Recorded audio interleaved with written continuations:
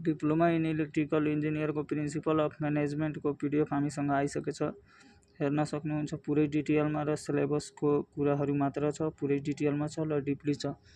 अगर तपाईँले यो पिडिएफ डाउनलोड गर्न चाहनुहुन्छ भने हाम्रो युट्युब च्यानलको भिडियोको डिस्क्रिप्सनमा लिङ्क रहेको छ, त्यो लिङ्कमा क्लिक गरेर यो भिडियो डाउनलोड गर्न सक्नुहुन्छ।